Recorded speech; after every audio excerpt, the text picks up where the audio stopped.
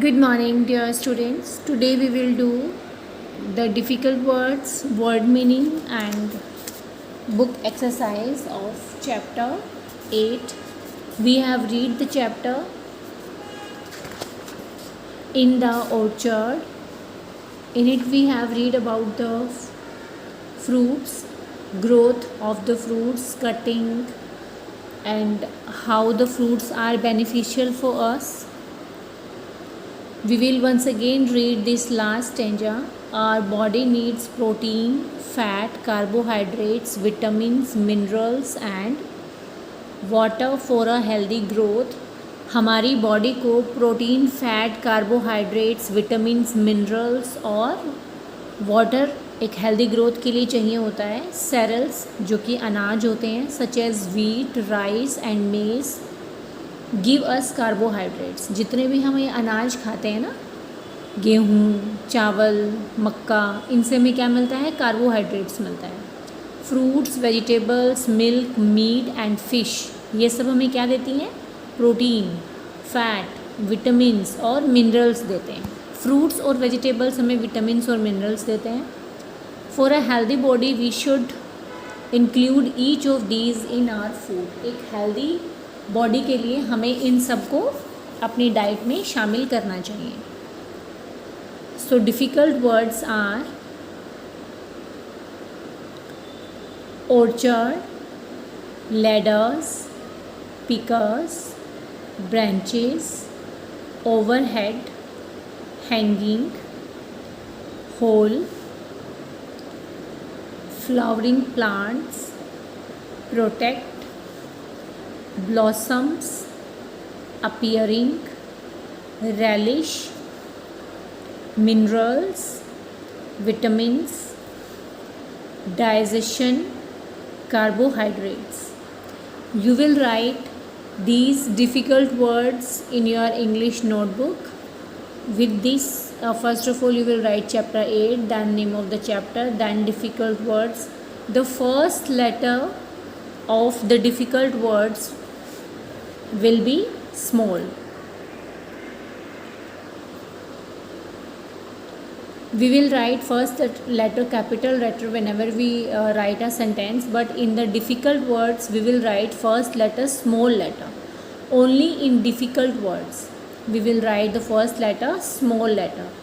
So you will write these 16 difficult words in your English notebook, and you will learn the spelling also. And once again I will repeat these so that you know that what is the pronunciation of these words. Orchard, ladders, pickers, branches, overhead, hanging, hole, flowering plants, protect, blossoms, appearing, relish, minerals, vitamins, digestion, carbohydrates. आप इन सब words को लिखेंगे और इसको pronounce करके भी देखेंगे, ठीक है. Then we will do the word meaning. On the next page you will write chapter number 8 and then word meaning. So first word is harvest time. Meaning is cutting and gathering of crop. Harvest time का मतलब क्या होता है?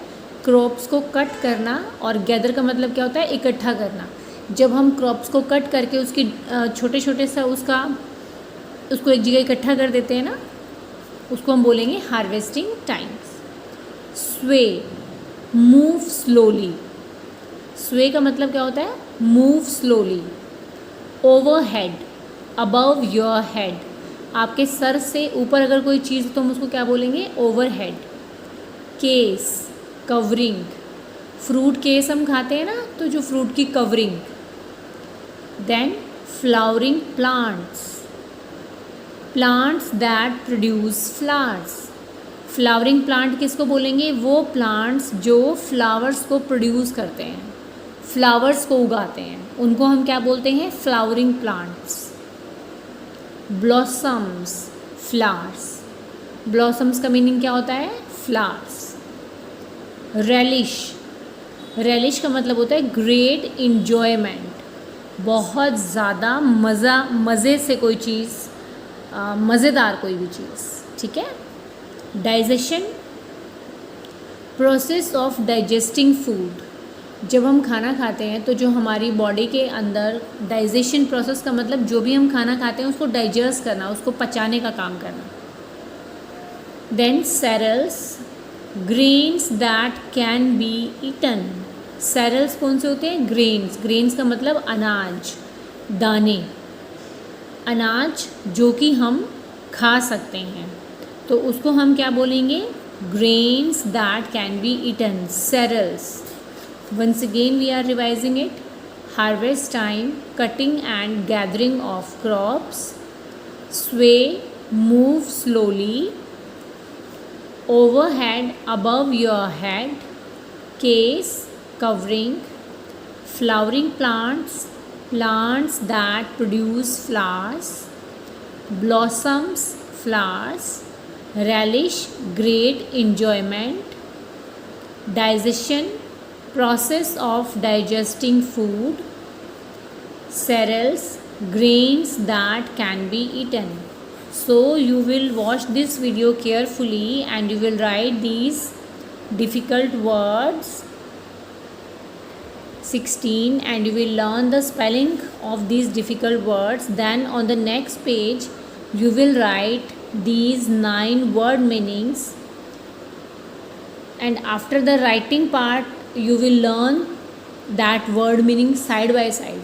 Whatsoever work I am giving you with this recorded class, now we will go some slow, थोड़ा हम धीरे धीरे अपना syllabus को cover करेंगे because we have done the half syllabus yet, and now we are revise the work daily. Daily आपको जो भी वर्क मिलेगा उसको आपको साथ साथ रिवाइज भी करना है।